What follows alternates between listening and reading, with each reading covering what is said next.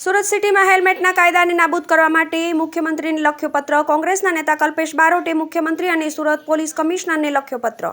City વિસ્તારમાં જ્યાં જુઓ ત્યાં ટ્રાફિક અને ખાડા ખોડાયેલ છે, તે તંત્ર જોતું નથી. સિટી વિસ્તારમાં મોટરસાયકલ 30 થઈ 40 સ્પીડે ચાલતું હોય છે. સિટી વિસ્તારમાં હેલ્મેટનો કાયદો નાબૂદ કરવાની વાત કરી. સિટી વિસ્તારમાં હેલ્મેટના કાયદાને મરજિયાત કરવા માટે કલ્પેશ બારોટે પત્ર લખ્યો.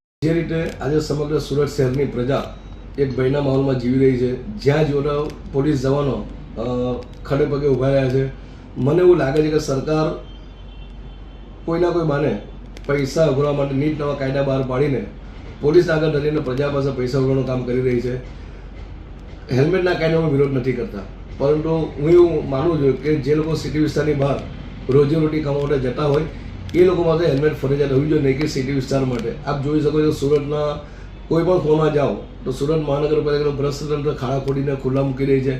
બીજી બાજુ મેટ્રોનું કામ સમગ્ર સુરત શહેરમાં ચાલી રહ્યું, આખા શહેરમાં ટ્રાફિકની સમસ્યા ઉદ્ભવી રહી છે. ત્યારે હું એવું માનું છું કે 30-40થી વધુ સ્પીડથી કોઈ વાહન આ સુરતમાં ચાલતું નથી.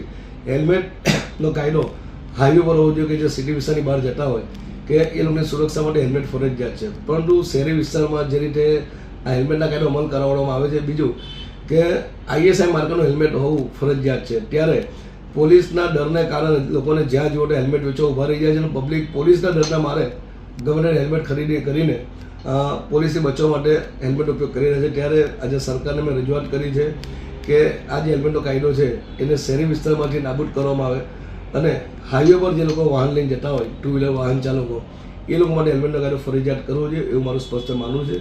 અને આજે મેં રાજ્યના મુખ્યમંત્રી અને સુરતના પોલીસ કમિશનરને રજૂઆત કરી છે કે આમાં થોડી છૂટછાટ શહેરી વિસ્તારમાં આપવી જોઈએ.